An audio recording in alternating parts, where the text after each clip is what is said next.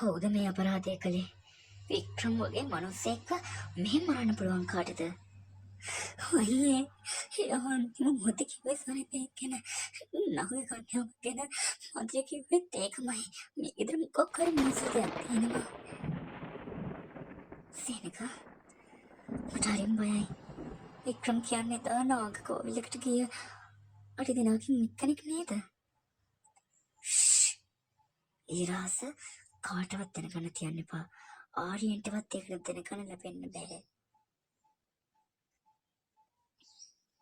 අනන්‍යා අර බලන්න. සීනකයි යමුනයි මොකක් හරි රසක් හංගනවා. වික්‍රම් ඉවරයි. දැන් ඊළඟට කවුද? ඊළඟට මැරෙන්නේ සීනකගේ වම් අත වගේ ඉන්න මනීෂ්. එයා තමයි එදා මගේ අම්මගේ රත්තරන් මාලි උතර ගත්තේ. මනීෂට දක්ෂයි අනන්‍යා. එයාට නිතරම මතර පිහියක් තියෙනවා පරිස්සමෙන්. මතර පිහිවලට නාග කන්‍යාවගේ පරිගැනීම නවත්තන්න බෑ රුචිකා.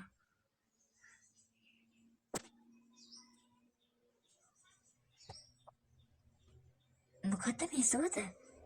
අමුතු මල් සුවඳක් වගේ. කවුද එතන?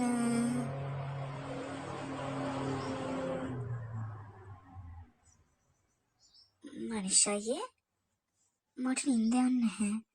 මම ගොඩක් බය වෙලා ඉන්නේ. වික්‍රම් මාමා මරණය ගැන හිතලා. අනන්‍යා ඔයා මොකද මේරේ මගේ කාමරේ? ආර්යන් දැනගත්තොත් ප්‍රශ්නයක් වෙයි. ඔයා යන්න. යන්නම්. හැබැයි මට පොඩි උදව්වක් කරන්න. අර ඔයාගේ බෙල්ලේ තියෙන මාලය මට ඒක හොරු පුරුදුයි වගේ. මේක මගේ පරම්පරාවෙන් ආපු එකක්. ඔයාට ඒකෙන් වැඩක් නැහැ. දැන් මෙතන යන්න. බොරු කියන්න එපා මනීෂ්. ඒක නාග රජිනියගේ මාලය. ඒක තමයි මගේ අම්මගේ ලේසි උද දැනෙනවා. මොකක්? තමුසි කවුද? මම තමයි ඔබලගේ මරණය.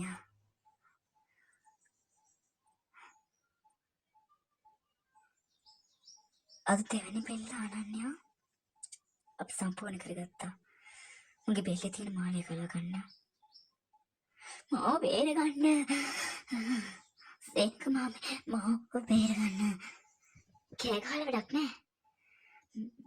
මේ පළවුරු පිටි වලට ඔබේ අඩා දැහෙන්නේ. අදලා මැරෙන්නේ මේ මිනිමරුව අටින් දෙවනියා.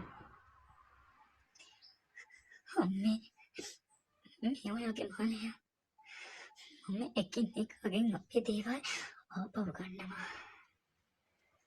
අනන්‍යා කවුරු හරි සත්‍යයක් කියනවා. අපි ඉක්මනට යමු. මනීෂ් මොකද මේ වුනේ? තාත්තේ අම්මේ ඉක්මනට එන්න. මනීෂ්ටත් වික්‍රම් මාමට උන දෙයින් වෙලා. දෙයනේ මේ කොහොමද උනේ? මනීෂ්ගේ බෙල්ලේ තිබ්බ මාලියක් නැහැ. සේනක මම කිව්වේ ඒ නාගකන්‍යාව ඇවිත් එයා අපේ දේවලුත් ගන්නවා. අපි ඔක්කොම මැරෙයි. මොන නාගකන්‍යාවද අම්මේ? ඔයාලා මොනවද මේ හංගන්නේ? මට ඇත්ත කියන්න. මේක සර්පෙක් වැඩක් විතරයි. මම හිතම සර්පෙක් කන්න කෙනෙක්ව ගේනවා. ආර්යන් මොකද මේ සත්‍යේ?